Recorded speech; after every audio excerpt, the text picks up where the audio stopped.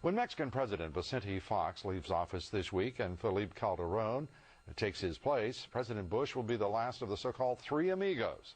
Bush, Fox, and of course Canadian Prime Minister Paul Martin were the originators of the so-called Security and Prosperity Partnership, which critics call nothing more than a North American union. It means open borders, commerce at all cost, and by the way, without the approval of either American voters or the U.S. Congress. Christine Romans reports.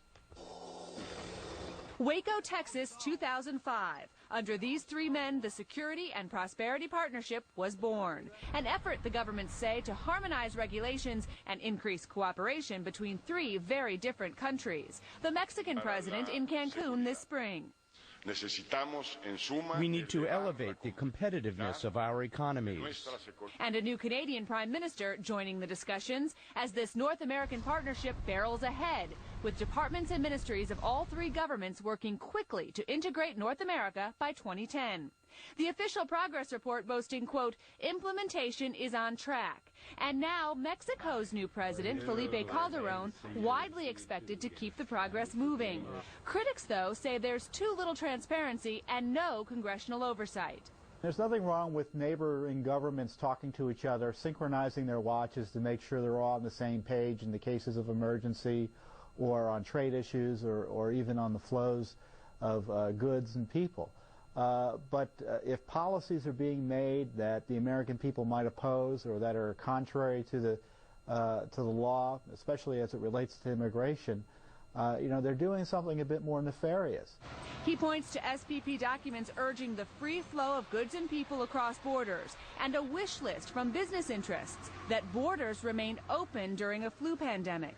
Worse, critics say foreign policy elites are promoting a European-style union, erasing borders between the three countries and eventually moving to a single North American currency called the Amero. A Commerce Department spokesman, however, denies this, quote, there is absolutely no plan for a common currency. Speculation about that erupted again this week after some in the Canadian business contingent included it on a list of their long-term goals for the SPP. But people involved with the partnership between the three countries are very quick to distance themselves, Lou, from that very, very unpopular idea. The fact is, and everyone watching you and that report tonight, for any American to think that it is acceptable for the President of the United States and this executive department of his government, his administration, our government, to proceed without the approval of Congress or a dialogue and a debate and a public voice from the people of this country is absolutely unconscionable. The defense of those folks who are saying that they're involved with the SPP is that they're not doing anything that would require congressional approval or voter approval. They're just harmonizing the regulations between the three countries. What they're doing is creating a brave new world, an Orwellian world, in which the will of the people is absolutely irrelevant. And I think we've had a sampling of what's going to happen to people who do that in the future. I can't imagine this standing.